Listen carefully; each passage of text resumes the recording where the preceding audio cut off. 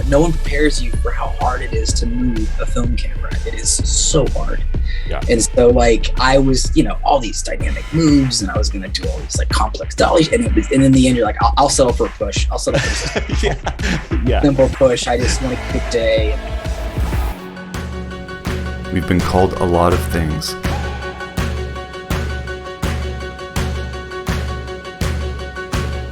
And we're inspired by everything around us,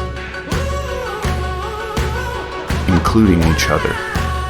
The individuals that have inspired me the most create beauty and positive change. To me, that's the highest form of art, and it deserves the loudest praise. This is Shout Out, the art of self-expression. On this episode of Shout Out, the filmmaker, director, producer, and visual effects artist, Matt Oates.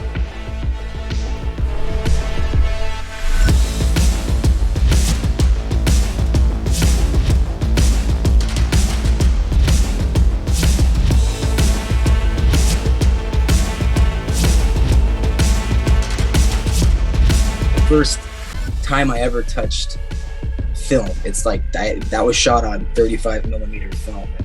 So I was going from like mini DV to film, and it's a huge adjustment. I am lucky if I get 60% of what I saw in my head. And for years, it would drive me nuts to the point where it affected the work. Planning just forces a director to do what a director hates to do, which is their homework. They have to sit down and they have to think about what they're going to do, and they have to think about the best way to do it. And we all just want to be kids, and we all want to just show up and play to our heart's content. And it's this massive camera, and it involved moving the camera down a dolly and like getting the speed right, because it's all happening in real time, but you've got to think in your head, okay, but this is happening much, much, much slower. And there's no way to play it back, by the way. But like we did it 3 times, and I just knew we had it, and we were all fist pumping, and we were all like, that's it. It's always a balance of ambition, budget, creativity, keep those scales balanced. Thanks for doing this, man. I appreciate it. Oh, for sure. I mean, it's not really, I've never done anything like this. So no. No. I'm a very quiet guy I don't like to talk about process and stuff a lot, but you know what? Growth, change, evolution. Like, yeah.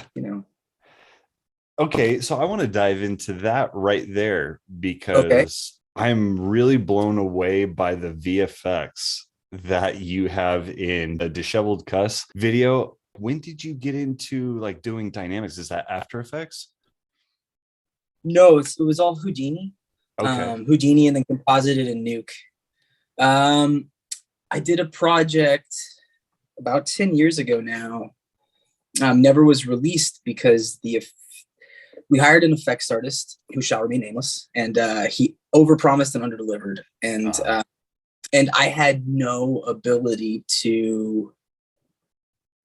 whatsoever to like direct him or like help him or like try to figure out how to help him get things right. I couldn't communicate with him. And so, but I watched him work. I watched him work at his studio, and I was like, I can get my head around some of this. And I got don't tell Autodesk, I got an educational license from Maya. And I started in After Effects, and I just started teaching myself. That was about 10 years ago. And I actually really enjoy it. Like when I don't have anything going on, my wife gets frustrated because I'll create work for myself. I want to learn about fluid simulations, and I'll just sit down and start simulating fluids or like playing with it or trying to get my head around it. And so I was Maya, Mari, and Nuke for years. I can't sculpt, so I can't touch ZBrush. I wish I could, but I can't sculpt with a darn. So, Maya, and then I replaced Mari with Substance a couple years back, and then I replaced Maya with Houdini about 3 years ago. Not completely. I still keep an indie subscription. I upgraded out of Autodesk. I have an indie subscription. So, but I upgraded to that, and but I don't go in it very much. I'm mostly a Houdini guy these days. So probably means nothing to anybody listening to this. Those are all computer graphic programs that are used to do CGI imagery and stuff like that. So But I'm pretty much self-taught. I mean, like, you can learn anything if you have the patience and internet connection. Like, it's all out there. It's just a matter of like knowing where to start. And I think I started at a good time when like there was a lot of like entry points that were very clear and online. And I started there. Like, now I would be overwhelmed. There's so much stuff now. If I didn't know specifically what I was looking for, I would be lost. But yeah, thank you. Like, those were all a massive amount of work. So, I'm glad you appreciated it. It was fantastic. I was really blown away. And kind of going back, I was just watching The Missing. And I'm like, and I'm looking at the year and I'm like, that's 2002. Yeah. And I'm still like, I'm blown away, Matt. Oh. When did you get into filmmaking? Oh, thank you. First of all, I'll be honest with you. The Missing was like the first time I ever touched film. It's like that was shot on 35 millimeter film, and like that was the first. And I was going from like mini DV cameras to film, and it's a huge adjustment. Like, no one even knows what a big adjustment that is anymore. But it's like, when you're used to moving so fast, and in high school I was Mr. Camera and things, and then just have to slow down and like load film and deal with cameras jamming. And so we could probably do the whole time on just what I learned on The Missing. But that was my first like official college short film. But I started, I was just one of those kids, I was like 5 years old, and my dad was my cameraman, my mom was my costumer, and the kids in the neighborhood were my cast. And I think I was 5 years old when I did like my first video, and then kind of kept making stuff as I grew up. And, initially it's funny, I was more into the acting. I think it's Tarantino that talks about how, like, when you're young and you just love movies, you associate at first with the actors. And so like, and you don't realize till later that you're actually more attracted to what's happening behind the camera. Your first attraction is to what's in front of it. So, all that early stuff, I was the star, and, I would write these parts for myself in really bad, monster videos and things like that. But it was, 1985, and I was the camcorder that would be the size of a small suitcase now, running around the neighborhood just shooting stuff. So, my whole life pretty much. What kind of movies were you inspired by, like, during that time when you were really young? Like, what comes to mind? Well, I think then, I was raised in a really conservative Christian home. So my world was very small and very curated. So, my access was to like all of the 80s family fare. So like Spielberg, Zemeckis, Who Framed Roger Rabbit. I probably watched that as a kid as much as I watched anything. Or early Tim Burton, like Pee-wee's Big Adventure. That was a film I watched a lot. Like, both you and Garrett bringing that up. Oh, did he bring it? Yes. He was really embarrassed. He didn't want me to listen to his interview, so he sent me like a clip. But so I didn't know. Yeah, no, Pee-wee's Big Adventure we talk about it all the time. I wasn't a big Pee Wee Herman guy.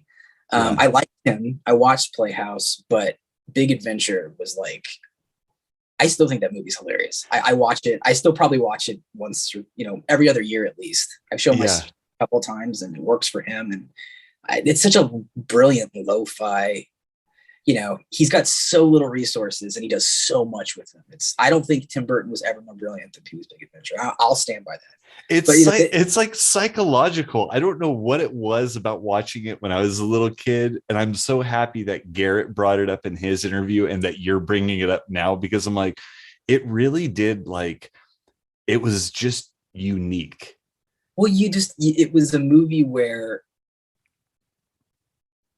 it's so funny because it's like, it was a perfect storm of creativity, and like, there's just so much imagination on display, and you don't even realize it. But the combination of like stop motion claymation and live action, like even the scene where the truck or the car goes over the hill and he's lost in the dark woods and he puts on a light, his eyes are animated hopping around this. There's just so many little things that I'm sure, look at what Tim Burton does now, God bless him, but it's like, back then I'm sure he was dissatisfied with some of the things he had to do to get it done because they were so lo-fi, but like it makes it brilliant. Like I love that movie. I can watch that over and over again. I find something inspiring every time I watch it. But that, and then not to stay on Tim Burton, but Batman, the first Batman was like another one I saw. Like my parents made like an exception for that one. So that was like a really like, a lot of church folk weren't letting their kids see that Batman. They knew what a fan I was of the character, and I was just not having it. And they actually were very like, they're like, all right, you can see that. And I think I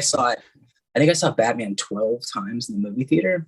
Wow. And then like, it's out for a year, so over the course of a year, I saw it 12 times, and then I got the VHS and like broke it. Just watching it. Again, though, like looking back, as much as I like Batman, it was that the world building he did was so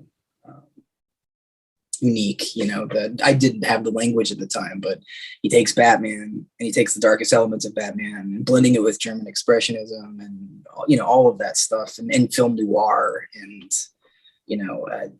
I just never seen anything like it. And then, Roger Rabbit, like all those Back to the Future, that's like my first memory in a movie theater. I know I'd gone before that, but I remember my parents just taking me and being like they didn't even tell me what it was. They're like, we're going to see a movie. And I was like, all right, great. Let's go. And I just sit down and like, have no idea what I'm about. And it was back. What's about to hit you. Yeah. I mean, and I was in from like the minute Marty McFly gets on that skateboard. I was just like, this is the coolest guy I've ever seen. And then there comes Doc. I mean, it was an amazing. Back to the Future and Goonies were like probably the two.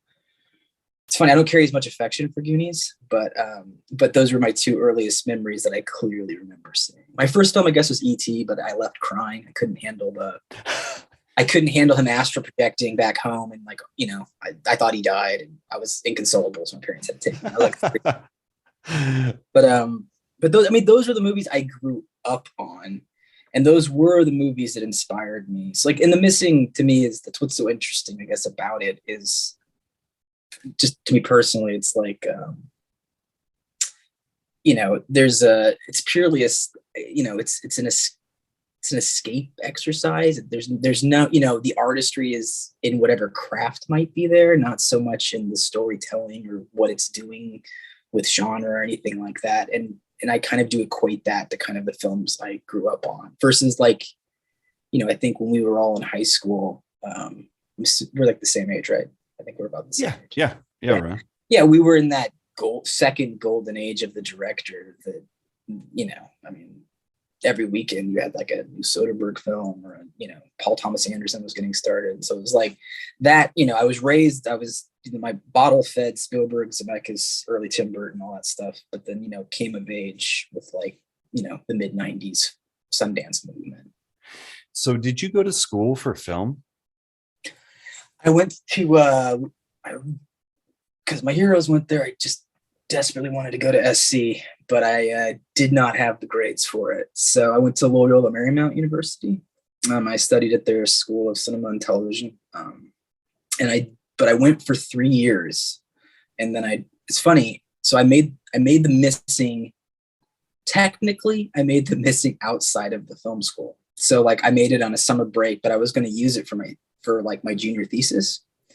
And, but it started getting into these film festivals. And so I was traveling to go with it and meeting people. I was meeting executives and agents and all this stuff. And I was missing my core classes, and some of them were failing me. And so I ended up having to take a sabbatical to save my GPA. I took a sabbatical end of my junior year so I could finish going to the film festivals with The Missing, and then just things compiled and I never finished. So, wow. Yeah. But I learned filmmaking doing the shorts. Like I never got past theory at Loyola, and Loyola is a great school, but I never got past the theory classes really. You definitely knew camera movement, like motivated camera movement, far earlier than I ever like studied or knew anything about that. And that's why I'm like, wow, this was 2002 and you knew what you were doing. Well, thank you. But that's also kind of what I was saying. Cause it was like, I wanted even more. So I look at that, and it's like everything I ever do, I look at and I just see the things I didn't get right, or yeah, I can't not see just flaws. But that one especially, I wanted so much more, but it's like no one prepares you, and no one will have to ever be prepared again, but no one prepares you for how hard it is to move a film camera. It is so hard.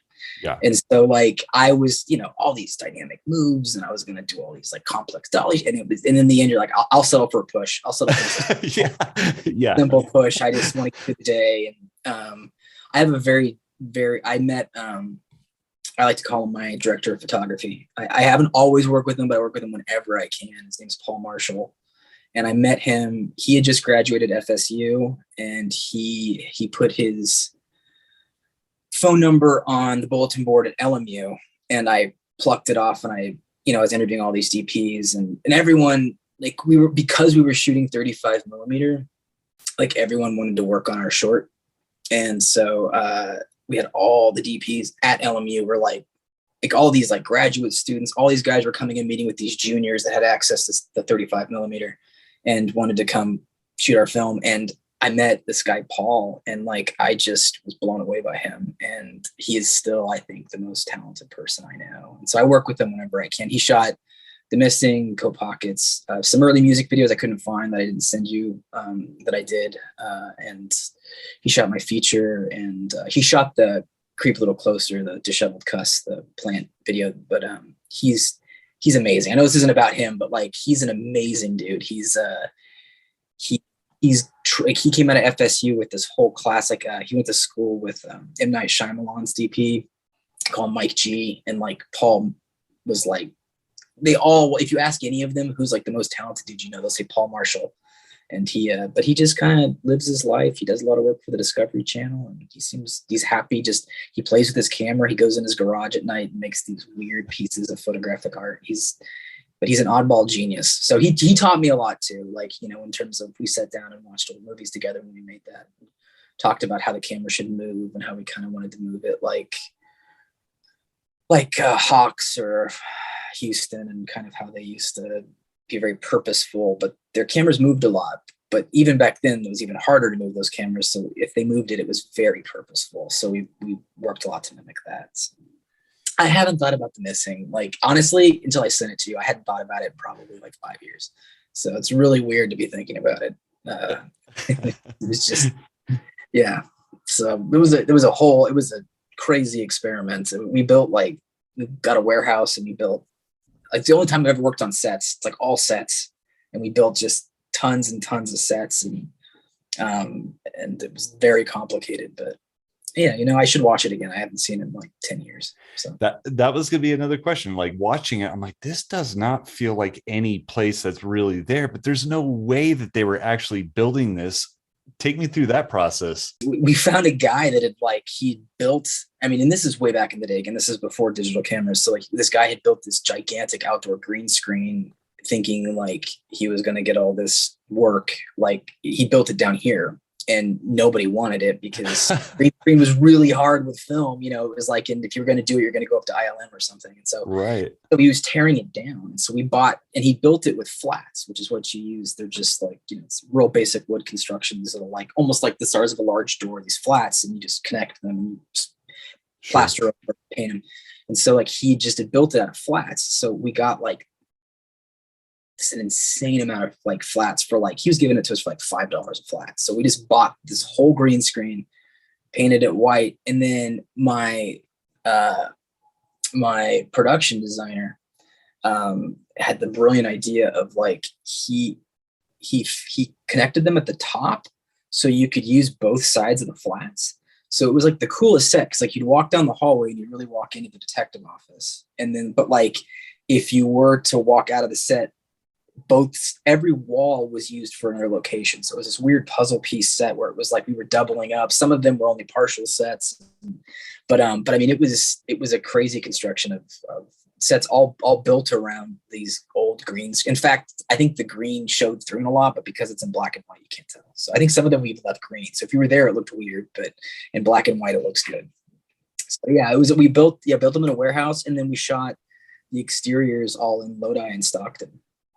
Nice. Yeah. So you bring up a couple of things that like bring things to mind. You know, you're talking about using this for multiple purposes and keeping that in the forefront of your mind. And that just reminds me of like watching the behind the scenes of like 300, where they're like, we had like one rock and we're using this for like different mountains and locations. But how do you view your limitations when it comes to creating a project? Well, I am wrestling with that right now because I'm actually getting ready to start something else. And right now I'm having to weigh out, it's always a balance of ambition, budget, creativity. I mean, you're always having to kind of reappropriate Yeah. and, keep those scales balanced, but that's something like no one talks about. I mean, like you have to keep it in mind. Like even my feature film, Farewell Bender,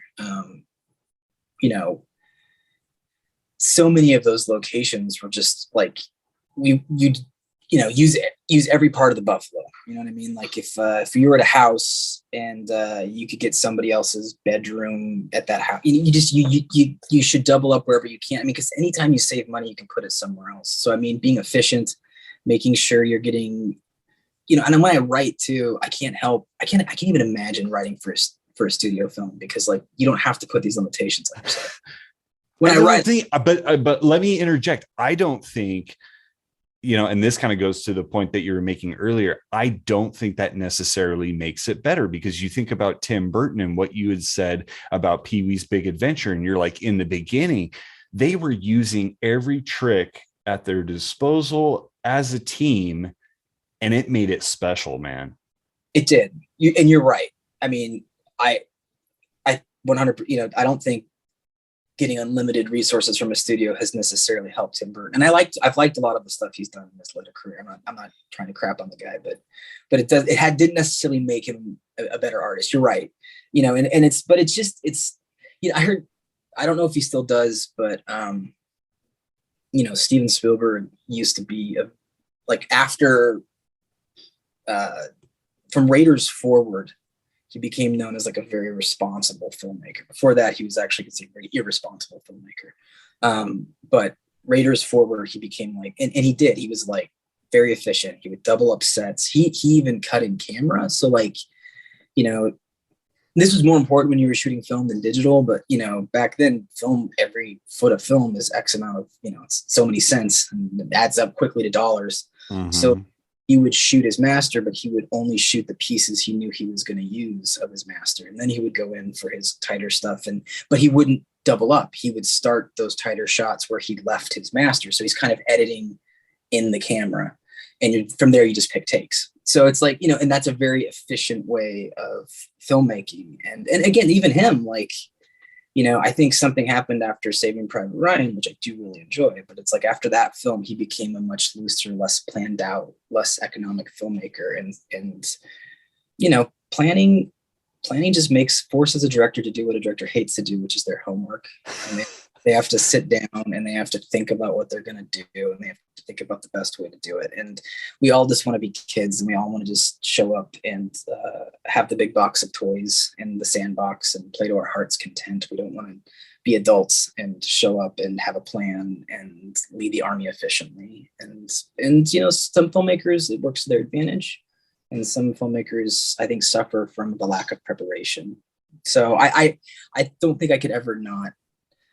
Like I said, I'm working on a project right now, and like all I'm doing is every night going to bed, like in my head, crossing, preparation off my list. Like, all right, did I do that today? Did I do that today? And just, I'm trying to think through every aspect of it in advance, because we're not going to have unlimited resources. So it's, I'll have more resources than I've ever had, but they will be very limited for what I'm trying to do. So I'm going to have to be economic. And to your point, when I wrote the script, it's like I tried to make sure 80% of the, 60 to 80% of the script takes place in kind of not in one specific location, but at one location. So it's at a house, either like in the basement or the yard or a bedroom. And the 80, you try to keep, because the most expensive thing about directing that no one ever tells you is actually transportation moves, when you have to pick up your entire crew and move to an entire location. That turnaround of orchestrating, getting all of the grip trucks and electric trucks and getting everything and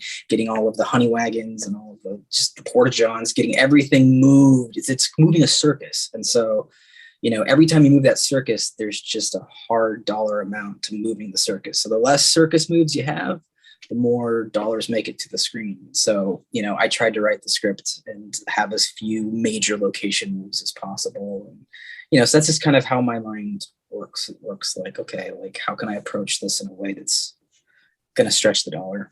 When it comes to like performance, how many takes are you doing? Are you kind of, it when you see it, or you're like, yeah, let's go more?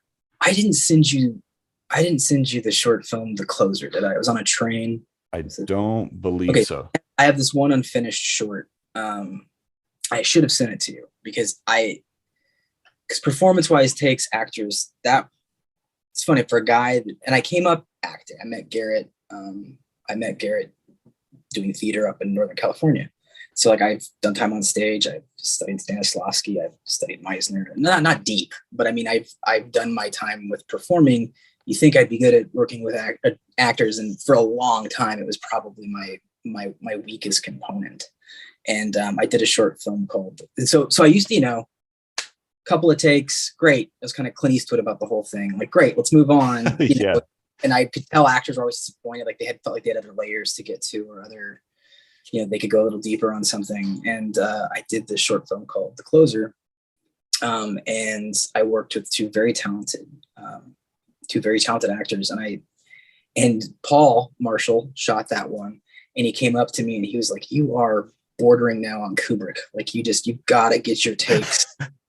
Under control. You don't have his resources. So no, to answer your question, music videos are different. You're kind of just hitting some blocking and so I haven't directed actors in a while. I know Paul's scared. Okay, Matt, you can't throw that at me because I'm a very visual guy and I just imagine you with like sweat rolling down your hair. Well, I'm actually I don't think I'm as controlling, but like I got a lot of really exploring it with them, getting in, like, what else do you want to do? Like, let's do some more. Like, that had a new layer to it. Let's explore that. Let's do it again. And let's, you said that one completely differently than I envisioned it when I wrote it. Like you said that one with a lot more menace. Let's do a whole take where that whole section is with menace. And, and so I was really pushing the actors, and, I could see Paul behind the camera being like, dude, we're on a short film. We have 2 days. Like, come on. And he was right. We got through the day though. But I mean, it was close. I think one of the shots had like 16 takes, which for me was a lot. And so, and for any short film, that's a lot.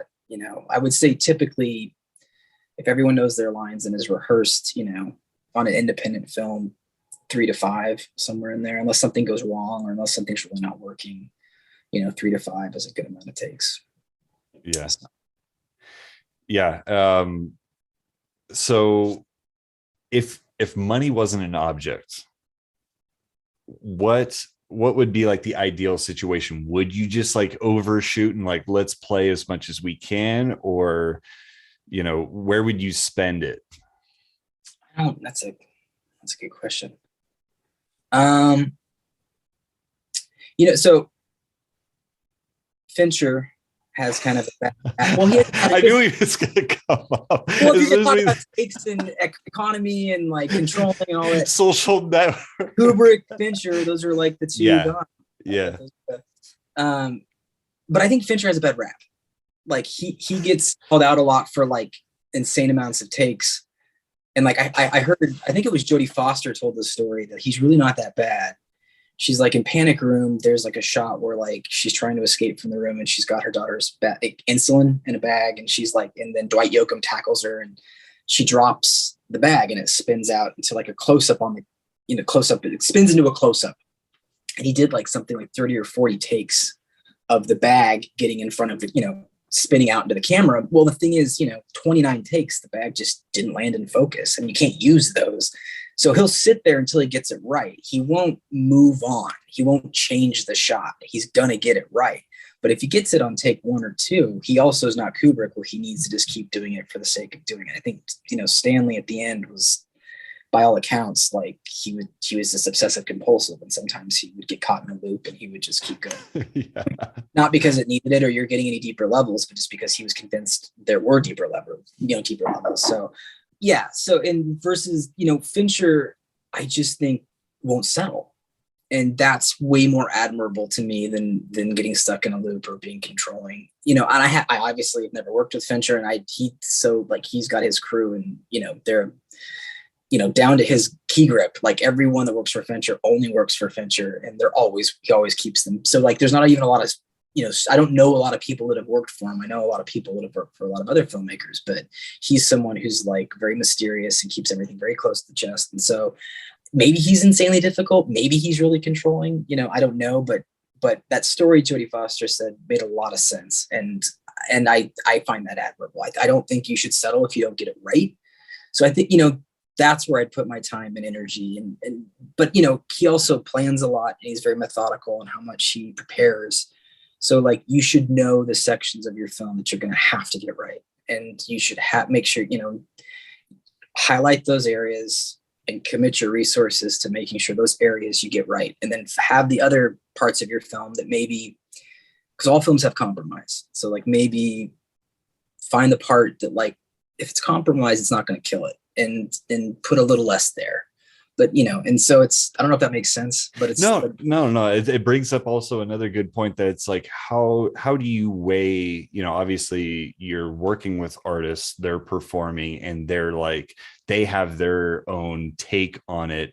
How do you weigh what they're giving you versus what you had in your head going in?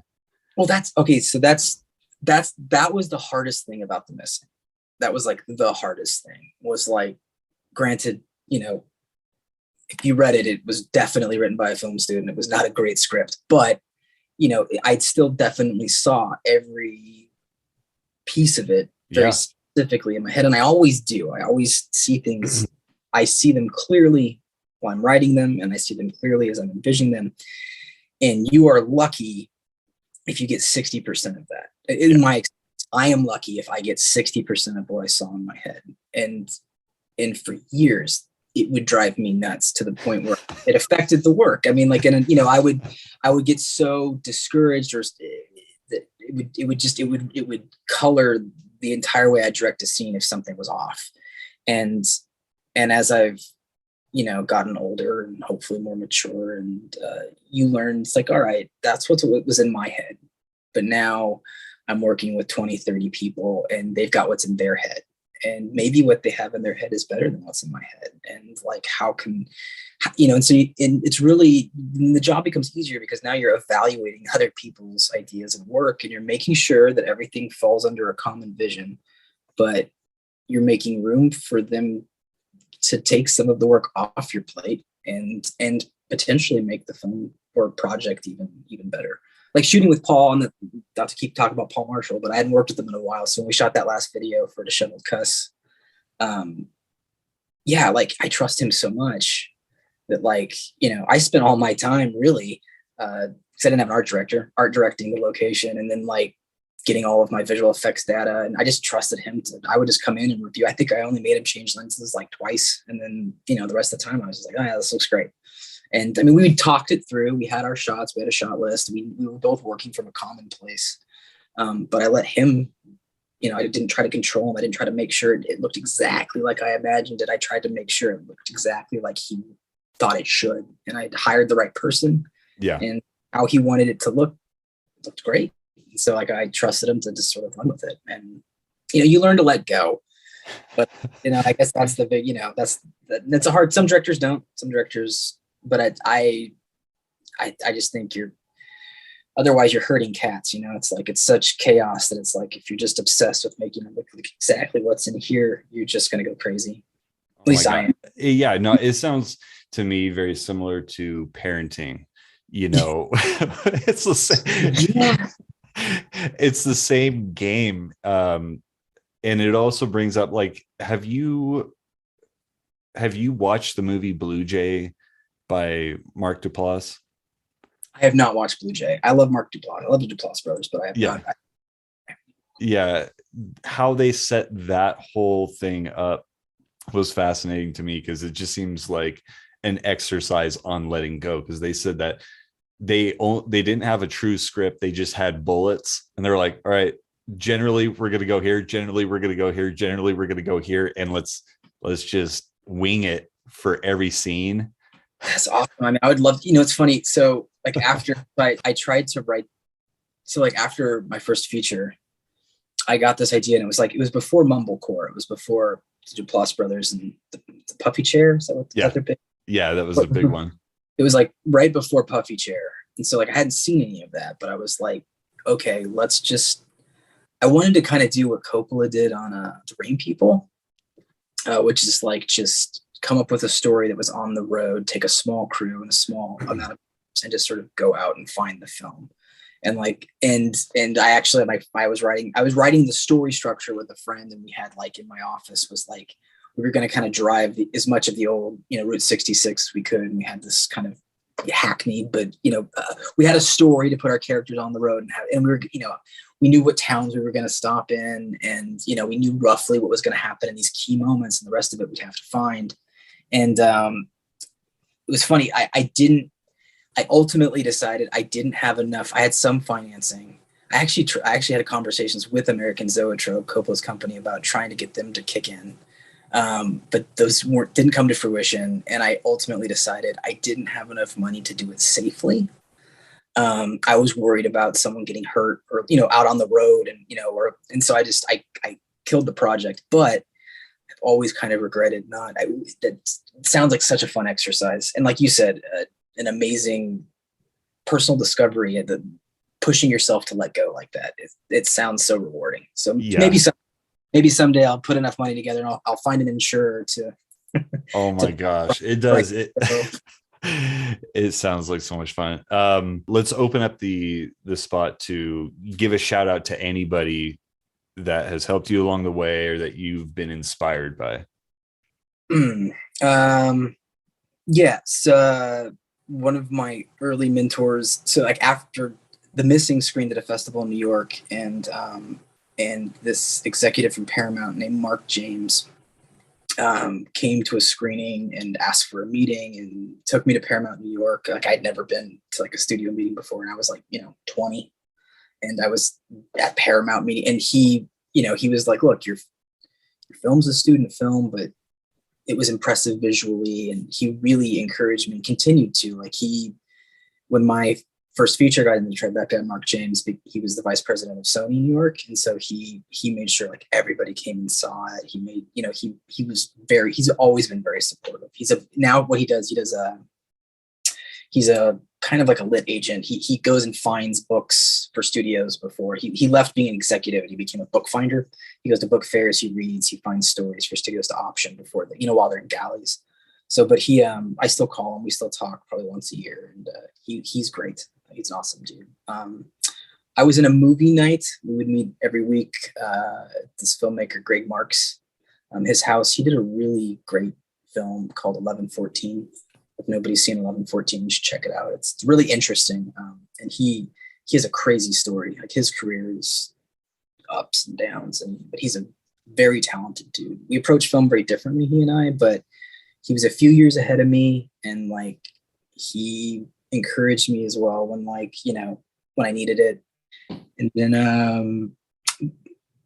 Garrett Vanderloon, that guy, he is always willing to read my work, which and he reads all of it, whether I'm really trying to make it or not, whether it's just an exercise, he'll read it and give me his feedback. And he's also just a supportive guy. Like when I was the Knucklehead film student, we would always go out to Jerry's Deli or wherever and just sit around and talk about movies, and he's always been insanely encouraging. So I've always appreciated him. And then my family and specifically my wife, that's might sound generic, but that woman is like, I don't, she's my first read even before Garrett. And and she is, I probably worry about her opinion more than anybody's. And if she doesn't like it, I might send it to Garrett, but I think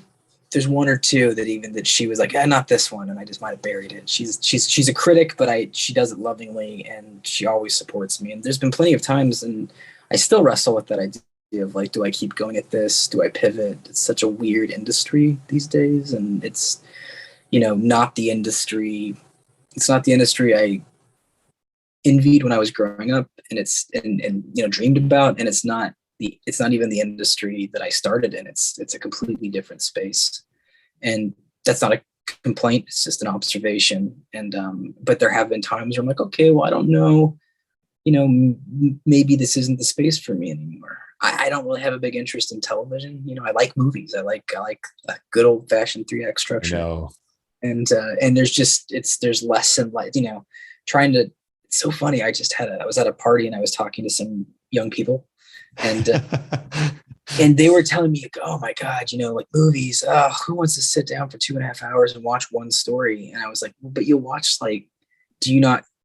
you'll watch a TV show, right? Like you'll go through a whole oh yeah, we'll go through a whole season of a TV show. It's like, so if I just put credits halfway through the movie and then like continue the movie, would you be okay watching that? And, but that's where it's going. It's going to, and it's all serialized. I had a meeting with a company the other day that's hopefully producing this script I'm doing.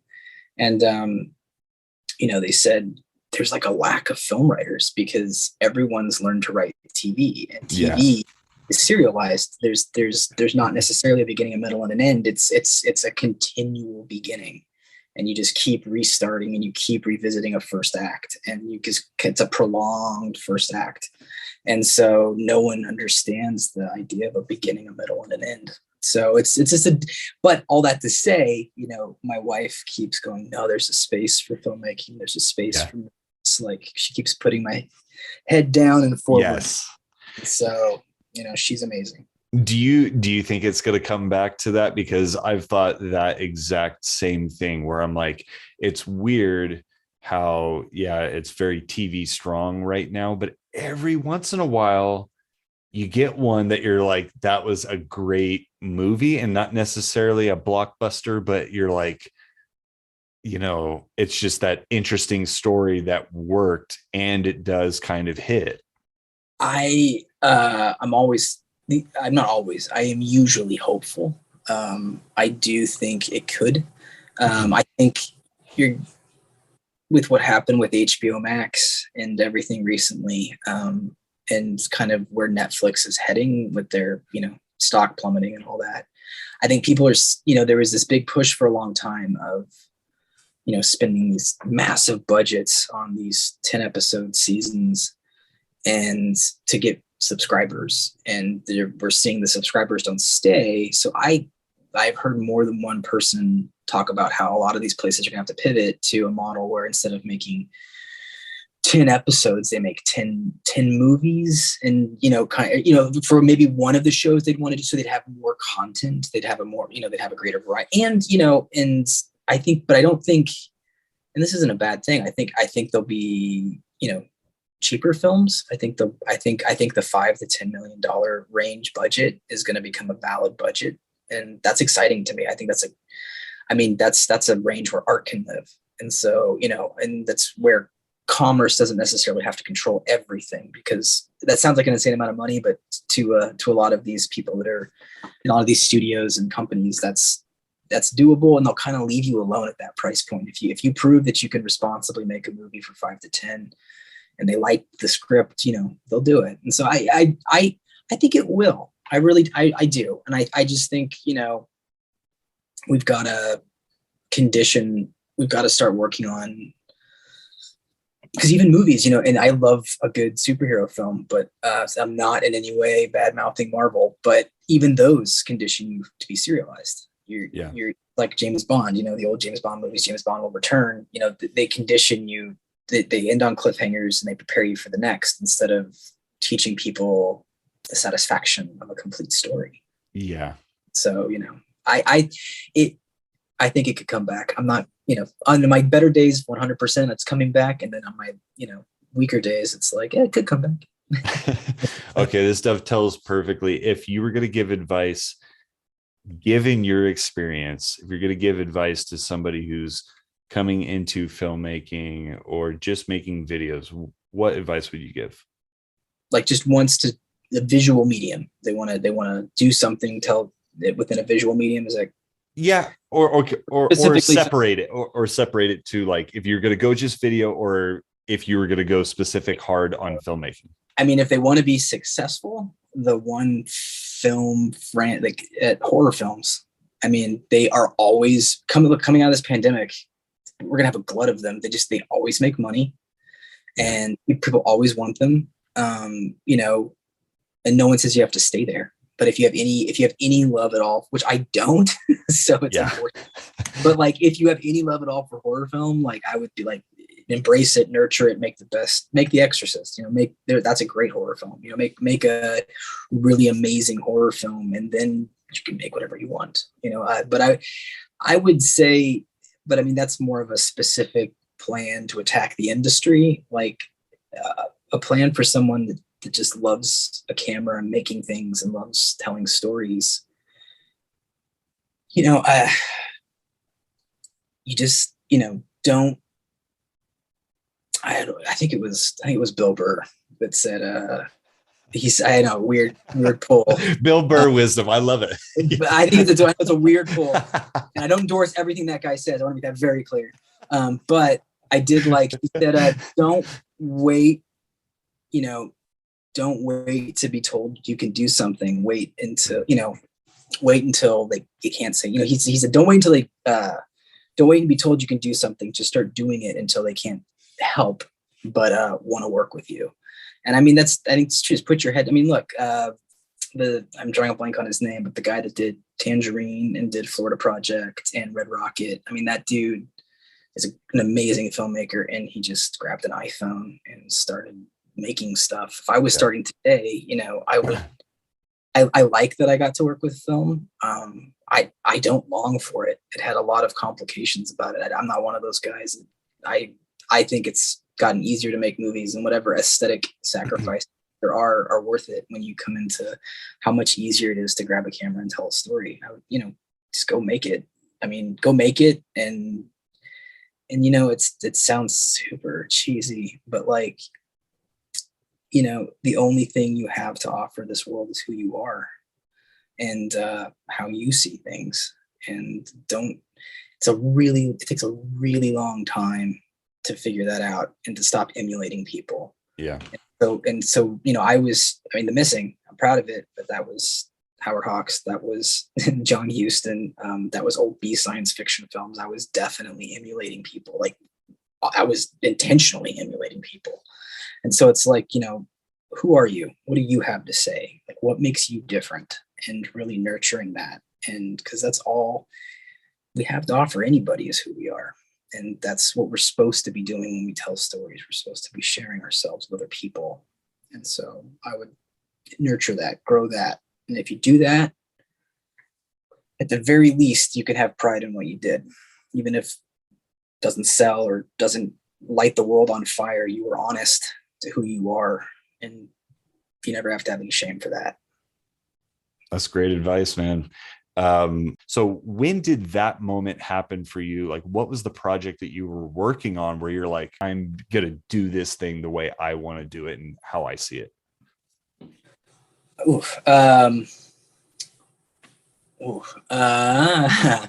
Or was it like a gradual process through a couple of them? No, it was. So it's funny because I wrote this one script, and I don't know if I'll ever get to realize it, but it's called The Last Free Men. And like, I really, it's, for me, it's like hyper violent, which is, I have some hyper violent scripts, but like, and it was, I mean, it is truly an ugly piece of work, like I think in the best of ways, but like, it's not, I sent it to a group of people, and I remember like half of them called me and were like, this is amazing. Like, you'll never get it made, but this is a really great script. And then the other half were genuinely mad I sent it to them. We're like, one of them was like, I hated everything about it. Like, screw you for writing it. Like, why would you spend your brain power on that? But it was, I always care about form. I'm a bit of a structuralist. Like, I wish I could let go, like you described. It's not how my brain works. But that being said, for me, I really broke away. None of the characters in it are likable or redeemable. the message is one I believe in, which is like the only thing that can redeem any of us is love. But even then, the film doesn't necessarily posit that it's enough. And so it's like, that script was really big for me, and like it got read, and it got a very mixed response. But you know, if I ever can put together the money, I would love to make. I would love that to be my last film, because I do think it would be as controversial. I think it would be as divisive. You're like, I will die, and then I don't need to deal with the aftermath. But to your point, the other one I wrote, and I don't want to get into the specifics of it because I'm still trying to develop it, and it's based on a piece of history that I'm surprised hasn't been covered already. But so I don't want to. But I wrote this, and it's funny enough, it's for a limited series, which is this was one I would delve into that for, because to me it's basically a 10-hour movie. That's how I viewed the script. And so the pilot I wrote, and to your point, it's the one time where like I allowed, you know, when you write a screenplay, you're never supposed to editorialize. Like when you're never supposed to comment in your action. You're just supposed to describe. He picks up the bottle, he drinks. You're not supposed to say he drinks and likes it. You know, like you shouldn't. And I just threw all of that away. Like I have parentheticals in my action, which you're supposed to do, where I like make jokes. Yeah. But you're not supposed to do that because that doesn't translate to a joke in the series itself. And like that script got like the widest read. At one point I was making it, I was in talks with some big places to produce it. And all because I really, for me, threw everything I'd learned out the window. I will say for me, I had to learn it first. I know there's people like Tarantino that are born, you know, to be rebels, I guess. And I would not have been good at breaking the form until I learned the form. Right. And so that is something you got to be careful of. We're not all Tarantino. Like, you know, you gotta do the work, and you got to figure out understand. Yeah. And then break it. And that script was that for that limited series is one where I really broke it. And then I think the last thing I wrote, that I'm currently working on, is probably the best job I've done. It's a story unto itself, but I feel myself in every piece of it. And like every character, I understand whole. It was the first time I wrote something that I really felt like there wasn't a character in it I didn't understand their motivation, and I couldn't see their arc clearly. That script, this most recent one, really, you always feel like your most recent script's your best work. Most people do. But I do think it's my most fully formed work. And it harkens back to all those things we talked about. It's Spielbergian in a lot of ways. So it's like, you know, I stopped being ashamed of the fact that I didn't grow up on, you know, French New Wave cinema, that I grew up on the 80s. You know, I kind of leaned into it and was like, well, that's what I came up on. But I'm not doing not that there's anything wrong with it, but I'm not doing the J.J. Abrams thing where I'm just like referencing it. And, you know, it's not just a bunch of member berries, you know, it's me. Right. But it's me, and it's all the things I used to love about movies filtered through who I am as an adult. And like that marriage was a long time coming, and I feel like I'm just flirting with it.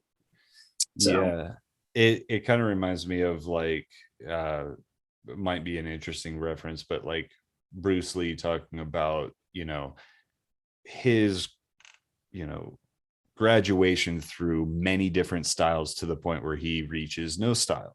And he wants to be able to, you know, within a moment, he's subconsciously accessing what feels right, but he understands as a conscious human being, that is being referenced from hours and hours and hours of many different styles, to the point where he would be hard pressed to know why he moved his arm in such a way.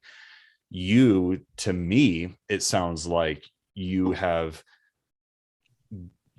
spent the time observing and appreciating all these different pieces, but you're not sitting down to say, okay, this is my Wes Anderson shot, and this is my Tarantino, and this is my De Palma.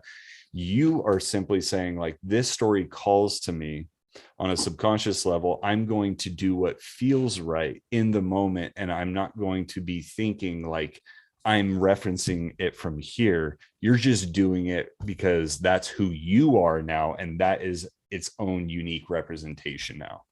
I think that's well put. Yeah.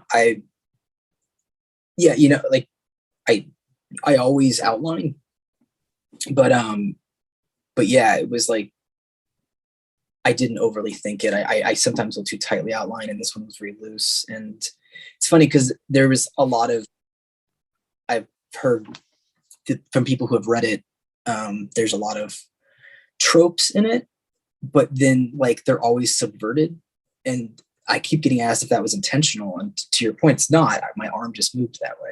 Like it was like, you know, because I'm working in a genre, you're always going to hit tropes. If you write in a genre, there's no new genres, right? The last new genre was the mockumentary, isn't that what they say? And so it's like, there's no new genres. And if you're going to play in one, if you're going to play in a specific genre, you're going to hit tropes. But if you do it long enough, just instinctually, you'll try to navigate around the trope, or you'll try to find a different angle to a different approach to it, a different outcome, something that the audience isn't expecting. But I wasn't sitting there having to think of it. It just kind of came out. So, I mean, that sounds very, like, I feel like I'm stroking my. I will say this: writing was not something I set out to do. So any talent I may possess as a writer was hard earned. Like, it's just an insane amount of reading and hours. It wasn't. I don't proclaim to have any gift there, and it was not something I set out to. I did not want to be a writer. I dreamed of going to film school, meeting a writer, meeting a DP, just being a director. Yeah. But you know, it's hard to find a good writer. And so I said, well, I'll spend 20 years trying to become one instead. But it's true. It's like, you know, you read a lot and you absorb a lot. And I mean, that's just it too. Anyone that wants to screenwrite, as much as writing, you better be reading screenplays and read the best and read the worst, and like just read and read and read. And I've read hundreds of screenplays. Yeah. And more than books, you know, I just read screenplays and screenplays and screenplays. And so, and yeah, then your arm will move in a way that surprises you. And that's like the best thing. Like when you're working and suddenly you wrote a scene, and maybe you went into that scene with one idea, and the scene came out completely differently. It's like, I mean, that's when you feel God. I mean, not you're not God, but that's when you feel the flow. Oh, I know what you're talking about. Something else. It's when they say in spiritual practices, that's when you are in flow. And when it feels that way sometimes when you're not all the time, but that's the good day. The good day is when you're in flow. Okay. You bring that up. What moment comes to mind right away without thinking? What is that moment where you were like, fuck, that is amazing. What is happening here? I love you performers for creating this. I love, like, it's all working. It's all working. Oh, well, sadly, I don't think that's not true. So in my feed, I was going to say I've never had that as a director. There was a shot in my feature film, and Farrell Bender, Wasted. It's what I sold the film to Harvey Weinstein, and he retitled it Wasted. And we had a huge fight about it and dumped it on HBO. It was a whole thing. But there's one shot in it where a guy is listlessly moving through a party, and he can't fit in.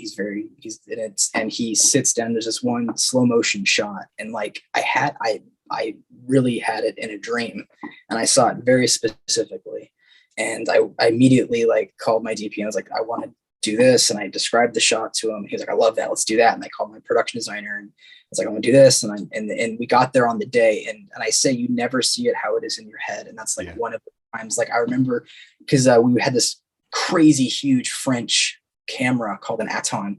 And it's like, it was gigantic because you're shooting high speed film. So you have these giant mags of film that are just massive.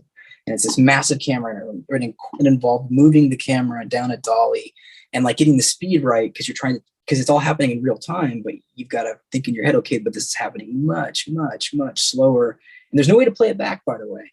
Yeah. But like we did it 3 times, and I just knew we had it, and we were all fist pumping, and we were all like, that's it. And sure enough, like when we saw, like it was 3 great takes of it. It's one of the few times like, oh, I got to pick. That's hard to pick. I don't know which one to.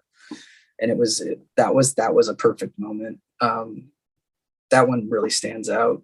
Recently, like, you know, writing wise, I wrote a script that my wife passed on. We talk about, she read it like, nope. But I will say I got to the end. I got this one scene in the middle of it, and I knew it worked. And it does, that one scene at least. And even she'll admit that one scene works. And yeah, she was reading it and that. But I will admit, like finished typing that scene, I fist pumped by myself alone in a room. Because you can get a sense of like, that's a good scene. And again, that is the oasis in the desert. That's not common, but like, that was a moment for me where I was like, I nailed that. Yeah. But then more and more lately, I hate to say this, it's so weird, but it's when I do visual effects, I'll really get in flow, and I'll be doing such complicated things. And I've spent years studying them. So it's, it's not like it was easy and I just have this natural, but I've learned it. So I know what I'm doing, and I'm multitasking in my head, and I will completely lose track of time. Like entire evenings will blow past me. Yeah. But then I'll look at that render, which is when you tell the computer to realize the image and make the image for you. And I'll look at that render and I'll be like, oh, that is how I saw it in my head. And when I can communicate, so I can at least get it out of a computer. Maybe I can't get it out of a crew, but I can get a computer to do what's in there. So I've had visual effects. And I think that's important for any artist, is to have, whether you're a director and you have to kind of like let go, to have something that you're like, I can manipulate this one thing, and know I can like have full control over that. I mean, it's true. Like my wife, like she always worries that I'm going to be like Walt Disney and get into model trains. Like I'm going to just make this like little world that's all my own. She brings it up all the time. She's like, just don't start making trains. Just don't start building trains. I love hearing that. But I did ask. My wife is probably going to say the exact, oh, fuck, you just gave him an idea. Model trains, man. We were at the zoo in Palm Springs, and there was like a model train exhibit, and she saw my eyes light up, and she was like, no. But I did ask her, I said, well, can I build it in the computer? Like, I was like, can I build like a small town in the computer? And she was like, you can do whatever you want in the computer. Like, just don't bring it into our home. So I have some little projects I do that are just like that. They're like my model. I'm working on a scalable city engine that I can just kind of draw squares, and the squares will become a city with randomly using Python and all these other kind of crazy. So it's going to take me years, but like, it's just my all right, I don't have anything on my schedule tonight. I'm not, I have nothing to watch on TV. I'll sit down and work on my city engine. It's my model train. I'm just going to go into Houdini and work on it. I was just going to ask, generally how many projects do you have, and at like what stages are they at typically? I would be smarter to have more. At my best, I probably have like 2 or 3 things going at once. I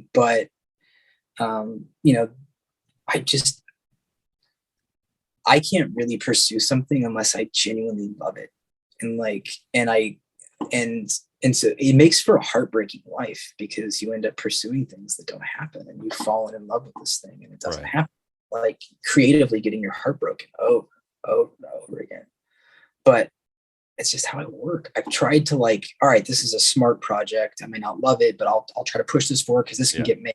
And this is a smart project. And then I'll have my passion project in the middle. And I end up just letting these two fall away and just zeroing in on my passion project. And so I've kind of stopped doing that. What I have done recently, and this was the music videos, is like I'll have my feature film that I'm trying to get made, and then I'll have like a music video to work on, or something small, manageable like that. Yeah.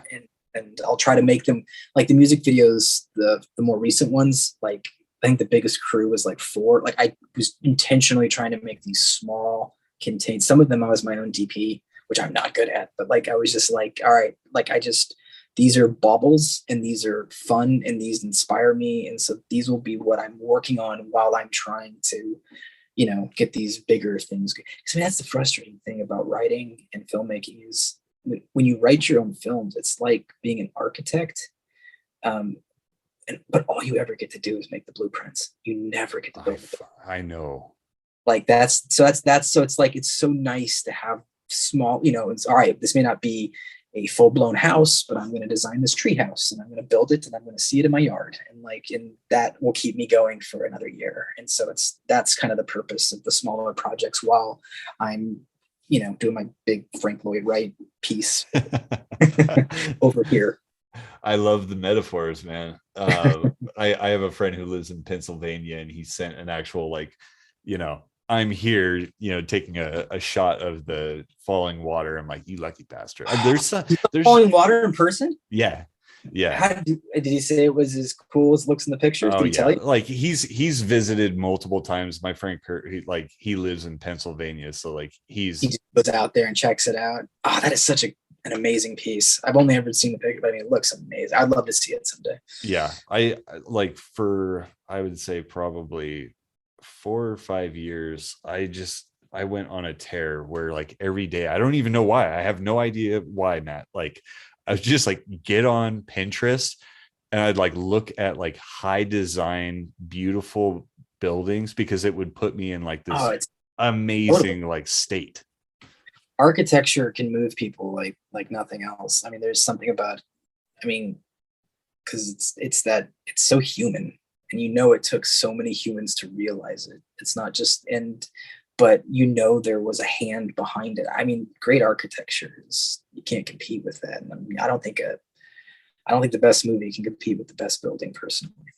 So it's something, it's definitely something inspiring when you see that it's like integrated into the landscape where it feels like, oh, that should have always been there. It's such a rare thing, but when it works, it's incredible. Yeah. Versus it being like a scar where you're like, yeah, clearly humans have been here.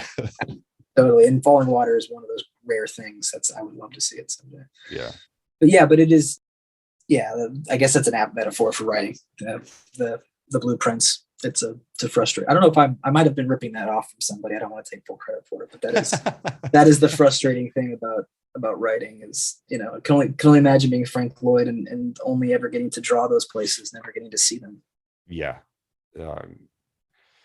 Well, thanks so much, man, for spending time, dude. I have really appreciated this. Oh, it was a lot of fun. Honestly, like I said, I don't ever really get to step back and all of these things get thought about internally. I'm always about self-analysis, but I don't ever really get to discuss them. So it was fun to do. And honestly, going through my Vimeo and being like, oh my God, I have this on here. I'll send them that. So, it's just like, I hadn't looked through my hodgepodge of projects in a very long time. So. Well, you should be very proud, man. You've done some cool stuff. Thank you. I appreciate that. Thank you very much. Shout Out is an Ellering Stories production. For more episodes, visit elleringstories.com.